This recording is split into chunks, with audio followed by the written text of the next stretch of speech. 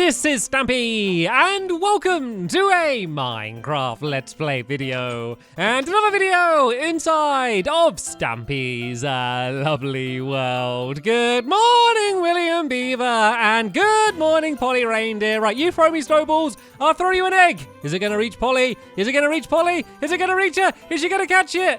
Yeah, not even close. And I love the outfit, William. People won't understand why that outfit is important yet, but they will do soon. And they will also soon see me eat my cake. That was like the worst, the worst conversation link ever. Anyway, let me go and eat my breakfast. Nom, nom, nom, nom, nom, nom, nom, nom, nom.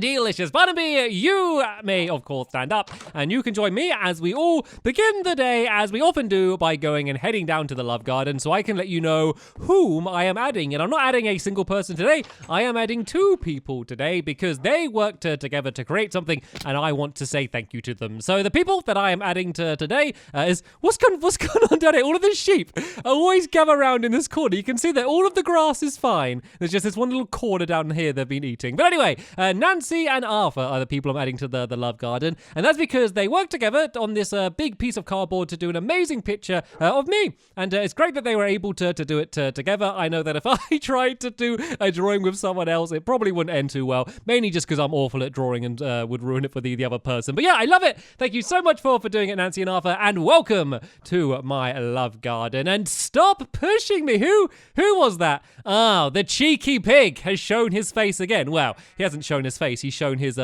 well, the other end of his face. You know what I'm talking about. So, right then, let's go to the doghouse and let's go and choose which doggy is going to be joining me today. And then we are going to be going to the Funland to build a brand new minigame. And this one's going to be a fun one. This one is a parkour minigame. It's all about doing platforming, but not just like, not like slow, tricky, boring platform, like super fast speed platforming. That is what this game's going to be all about. And it looks like I am not choosing which dog is going to be joining me today. It looks like that choice has been made by my helpers, and who am I to argue? My trusted lovely world advisors, I should call them. They always know what's going on around here, and it looks like they think that Luna deserves to come and be joined with us today, and I guess she will be. And once again, that is another clue, I guess, to the color scheme we're going to be building out of. I guess my inventory might be another clue of the color scheme that we're going to be building out of, and of course William Beaver's lovely attire that he's wearing today. But anyway, we are building right at the back of the Funland, so we will be using the U-But-There teleporter. So let's pull the lever. It's button number 2, guys.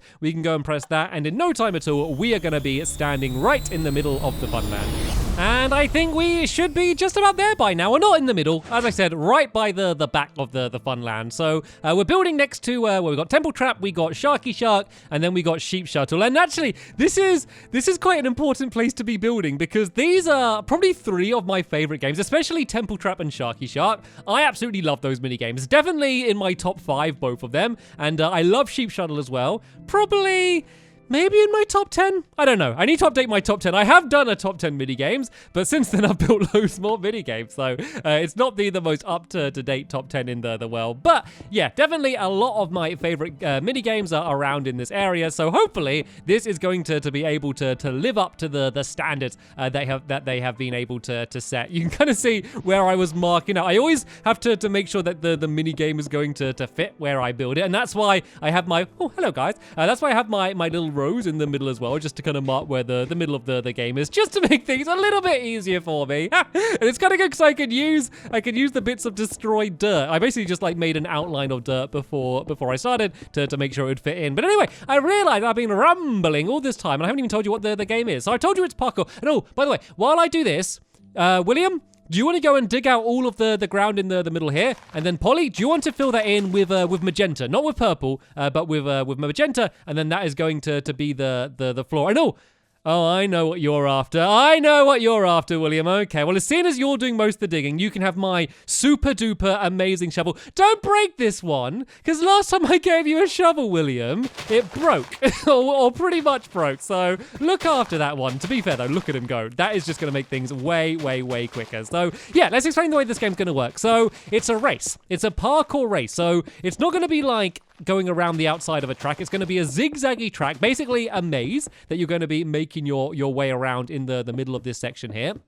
You're going to make your way like kind of around here. You're going to loop in and then back around the other side. And then there's just going to be a bunch of jumps that you need to do while you're making your way around. You're going to have a certain amount of laps to be able to win. I think I'm going to do it normally as 3 laps because it's not a very big track. So I think 3 laps should be okay. Maybe if we do like the grand final, we could do like an epic 5-lap game. The rules are if you fall down during the parkour, you have to go back to the start of that lap. So even if you fell down on the final jump when you're just about to complete that lap, nope, sorry, you have to go all the way back to the beginning. There's going to be a ladder to the starting line and you need to do it again. So don't do that. That would be my advice. Don't let that happen. And whoa, I need to be careful here. This turned into a game of spontaneous leap. No, William is breaking blocks faster than I can move and place blocks. That is ridiculous. So they're the basic rules. There's one big twist though, just to make this game a little bit different. I never like doing things the normal obvious way. The big twist is the track is going to change when every person completes one circuit.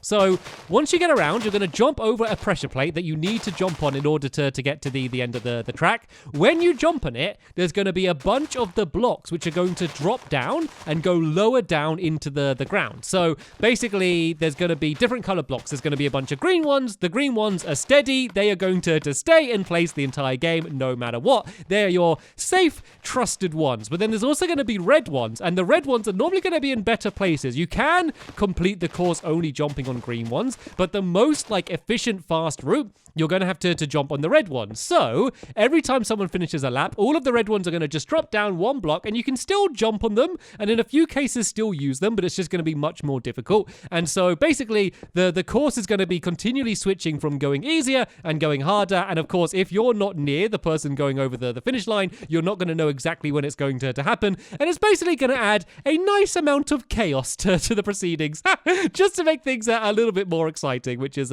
always a good thing. So while they go and fill in the floor, let me go and start marking some of the outside. So the entire thing is going to be 6 blocks high. So let me go and count that first. We have 1, 2, 3, 4, 5, 6. Then there's basically going to be 2 layers to it. So this is the ground layer. This is where all of the losers will be spending their time. All of the people that have accidentally dropped down.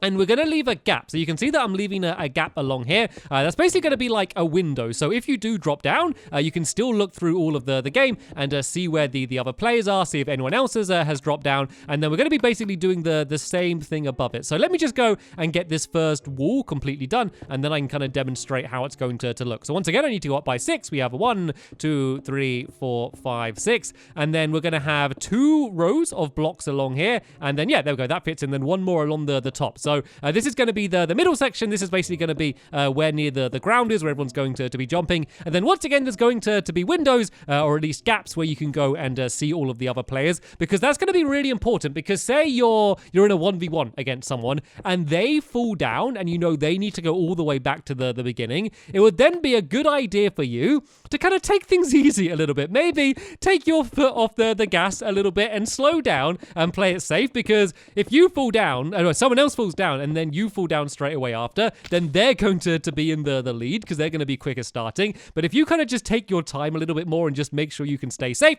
then that means you can kind of keep the advantage. So it's really important that you make sure that everyone can kind of see what each other are doing. So let's go and just pile up some dirt for now.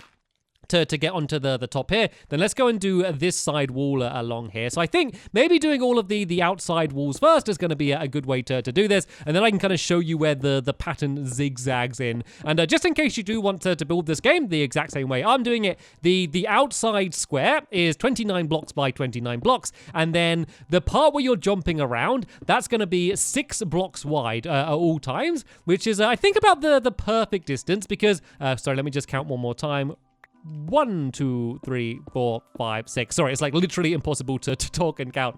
So I need to do that. What was I saying? Oh yeah, 6 blocks wide. 6 blocks wide is great. So basically it's kind of the max distance where if you had a block on either side, then that means you'd have a gap of 4 in the middle, which means you can't jump it, which means that it's quite thin tracks like in general, but it means that in each section you can kind of have more than one path. You can have the fast path and then the slow path and then the thing that's going to be kind of restricting you and kind of making it depend depend on which path you're going, is going to be whether you can jump on the red blocks or not, whether they're up or down. So, right then, guys, do you want to carry on doing what I'm doing? So, use purple blocks to go along like that, along the top there, and then the corners are just going to be pink. So let me just go and, speaking of pink, hello Luna, you can stand up now. It's should be relatively safe. So yeah, this one needs to go up by 6 again. 1, 2, 3, 4, 5, 6. So right, while my helpers go and start filling in the outside, I might go and start doing a little bit more of the inside. So as I said, the entire thing is going to be 6 blocks wide. So we go 1, 2, 3, 4, 5, 6. Then this is where the wall's going to be. And then I need to go to 6 each side here. So once again, I can go 1, 2, 3, 4, 5, 6. And then the corners are once again going to be pink. I can go and do the same on the other side over here if I can along 6. 1, 2, 3, 4, 5, 6. And then this is going to go here. So this is kind of like the final stretch. This is where the starting line's going to be. So where's my rows? Here we go. Here's my rows here. So this is going to be where you enter, sorry. And then there's going to be a ladder leading up to the top up there. And I'll fill that in a little bit later on. And then this is going to be kind of the way you can get in and outside of the game. So this is where you're going to start, and you're going to go off in this direction, and then you're going to go all the way down to the end over here. So let's go and start filling this in. And then all you need to do to make sure that you're building this all right, assuming we've got the overall size right, is count by 6 blocks. So 1, 2, 3, 4, 5, 6. Let me just double check that. 1, 2, 3, 4, 5, 6. Yeah, perfect. So this is going to go down to here.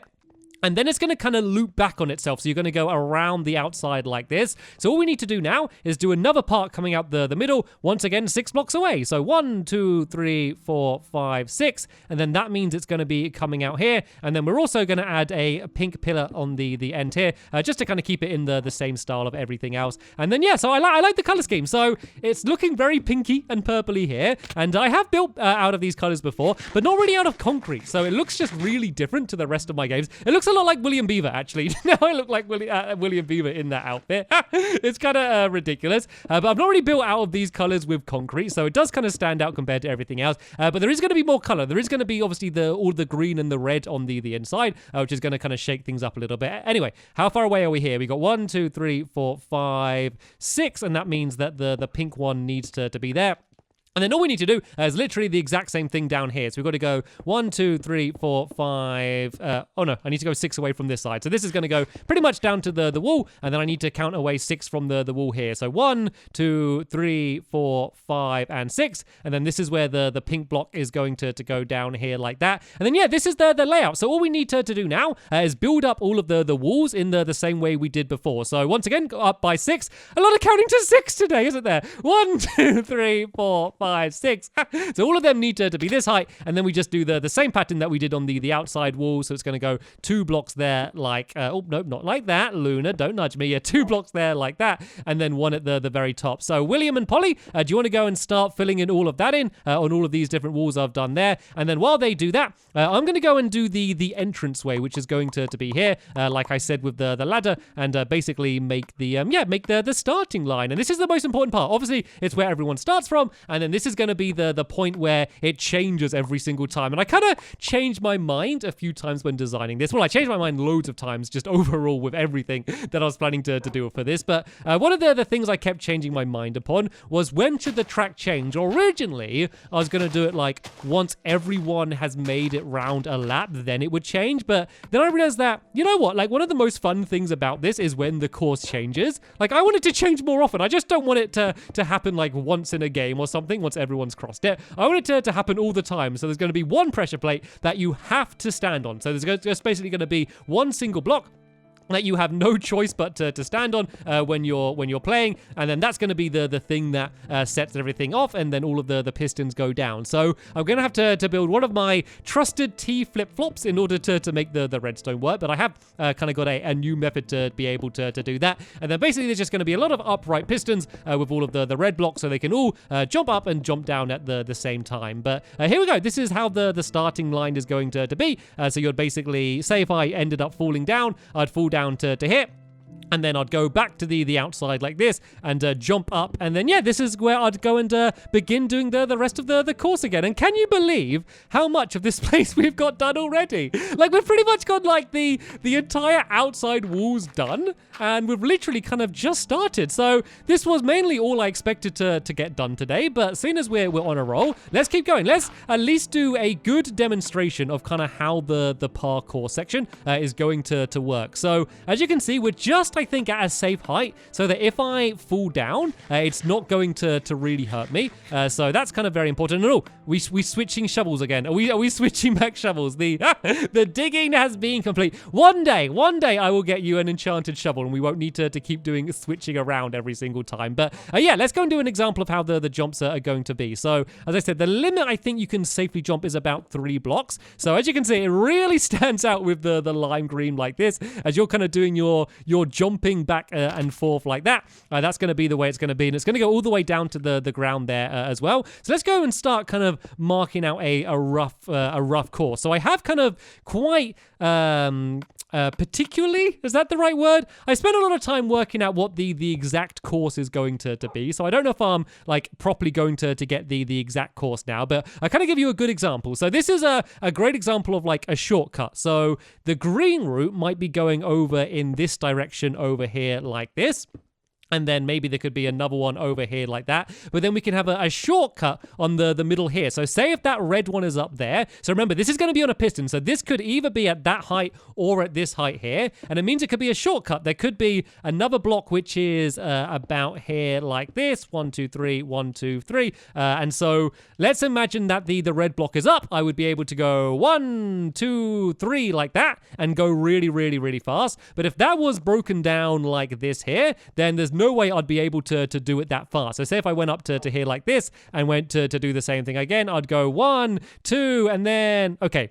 I still made it. Bad example. This should be 1 block further back, but you get the idea. You get the idea, which is going to make it much more difficult when you're trying to make your way around. So as I said, I have got the exact way. It's all going to be working completely worked out. So I think the only other thing that we really need to do today to get that ready is to go and spread around some torches. So if I throw you some torches, William Beaver and Polly, if I can find you, I'll throw you some torches. Where's Polly? Polly!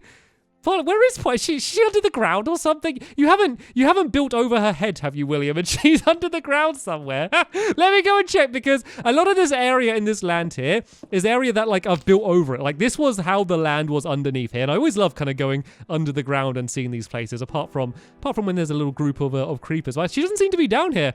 Okay, maybe Polly had somewhere to head off. But yeah, if we just go and start spreading some torches around, that's going to be the other important thing we need to do today. And then in the next episode, what we can do is go and work out all of the different jumps that need to be done, because you know, I could just kind of go and just start throwing in jumps wherever you are, but I really want to make sure that there is the fast route and then the slow route to do it. And it's not even just a case of when the blocks drop down, you now can't access one route. Maybe you can still use the lower blocks, but it's just going to be way harder and way riskier. So you are going to have to make a choice of, do I go literally as fast as I can, but risk falling down, or do I take it a little bit slower and make sure that I can make it around, because people are going to be falling down all over the place, especially if there's like 4 of us all charging around this course at the same time. I think just the fact that you're looking at all of the other players and seeing how fast they're going, it's just going to make you try to go even faster. It's going to be a frantic one. This is definitely going to be one of my fastest games, and not just because you're sprinting the whole time. I think just how long the games are going to go for and stuff. I think this is going to be definitely one of my most frantic games in the entire Funland. So yeah, as I said, we got the entire outside done in world record breaking time. It goes to show what you can do when you all go into as work as a team. So the next episode we'll come in and get all of the jumps done, and then we can have a few test laps just to see how well it works. Hopefully Polly's going to show up as well, because I have no idea where she's got to. But thank you to William so much for joining me. Polly, if you can hear me, thank you for joining me as well. And Luna, of course, thank you for joining me. And thank you watching at home for joining me also. But that is sadly the end of this episode here. I will be leaving a link down in the description to the next episode once it's online. But for now, I will see you all later. Bye!